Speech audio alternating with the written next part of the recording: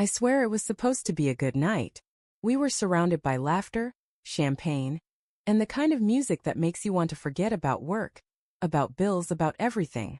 The lights were soft and golden, the kind that makes everyone look better than they really are. I saw my wife, Anna, standing near the balcony, glass in hand, smiling, no glowing, in that way she hadn't around me for a while. So when I went up to her, wrapped an arm around her waist and whispered, "Dance with me," I thought I was doing something sweet, something normal. She stiffened. I felt it immediately, like I just touched something fragile I wasn't supposed to.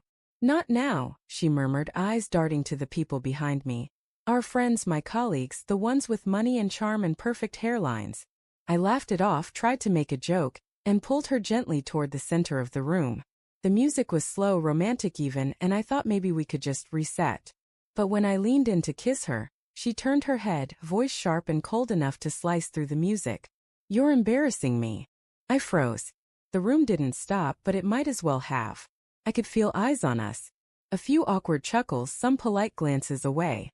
My chest burned as I stepped back, pretending like it was all nothing, like my heart hadn't just been kicked in front of everyone. She gave me this tight smile, one she saves for waiters who bring the wrong wine. Then she walked away, her heels clicking across the marble, straight toward the bar and toward Daniel. Daniel, the man I'd introduced her to 6 months ago at a company gala. My boss technically. Charismatic, wealthy, the kind of man who doesn't have to try to make people like him. The kind who walks into a room and becomes gravity itself. And I'd been proud back then that he found Anna so easy to talk to. "You two get along great," I told her. I thought it meant I had a wife who could hold her own. But that night, when she leaned across the bar laughing at something Daniel said, her hand brushing his sleeve, I felt something in me crack. Not completely, just enough to let doubt seep through. She wasn't drunk.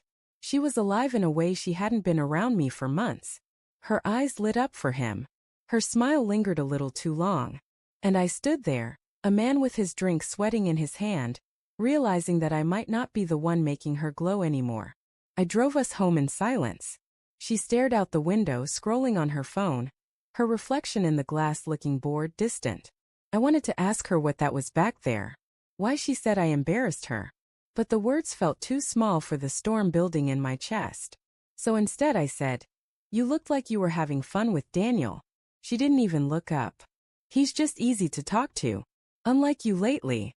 That one hit harder than I expected. Unlike me. I gripped the steering wheel tighter, the sound of the tires filling the silence. "You didn't have to make me feel like an idiot in front of everyone," I said quietly. "You were acting like one," she snapped. "You don't know how to read a room, do you? You can't just cling to me in public like that." "Cling," I repeated. "I was trying to dance with my wife." She sighed, turning back to her phone.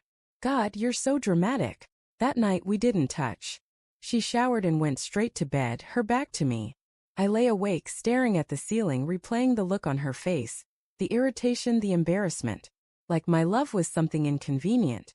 The next few days things felt off. She was always busy. Late meetings. New clients. Gym classes she never used to go to. Her phone became a second body part, always face down, always locked. I tried not to be that guy, the paranoid husband, but small things added up. The faint smell of cologne that wasn't mine when she came home one night. A text that lit up her screen. "Can't stop thinking about you tonight." She claimed it was from a coworker who sent it by mistake. She laughed as she explained, but her eyes didn't. One evening, while she was in the shower, I did what I swore I'd never do. I opened her phone. I wish I could say I was brave about it, that I didn't hesitate, but my hands shook like I was holding a live wire. Her messages with D weren't overtly romantic, not at first. Work talk, jokes, little emojis. But then came "I miss you today" and "last night was amazing," and "I can still taste the wine on your lips." My throat went dry. My heart felt like it was folding in on itself.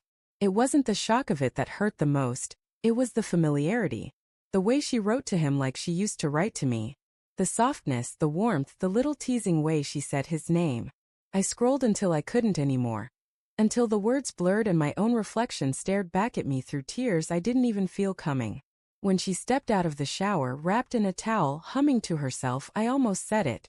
Almost threw the phone at her and screamed. But something stopped me. Maybe pride. Maybe the fear of what she'd say if I gave her the chance. So I just said, "How was your day?" She smiled, an effortless, practiced smile, and said, "Fine." I started watching her differently after that.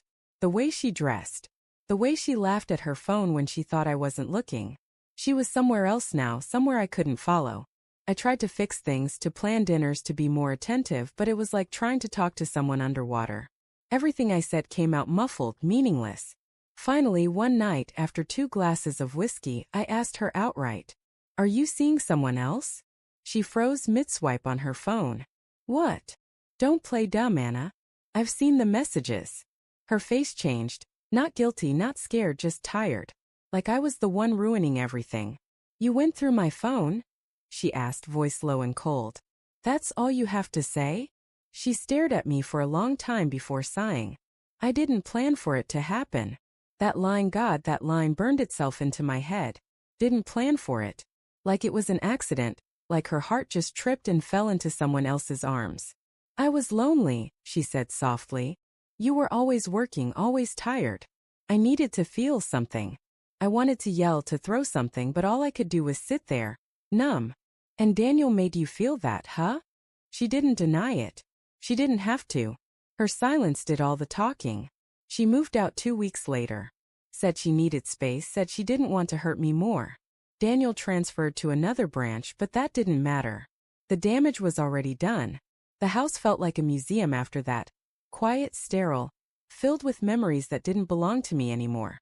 Sometimes I still think about that night at the party. The music, the laughter, the way her eyes shone under the lights, but not for me. I think about how I reached for her hand, and she pulled away, embarrassed to be seen loving me. That was the moment I lost her, even if I didn't know it yet. People say betrayal is a single act, a line crossed, but I've learned it's slower than that. It's the silence that grows between 2 people. The distance you don't notice until you're standing in it, realizing you're the only one still trying to bridge the gap. And maybe that's the cruelest part. Knowing that I loved her enough to forgive her, but not enough to make her stay.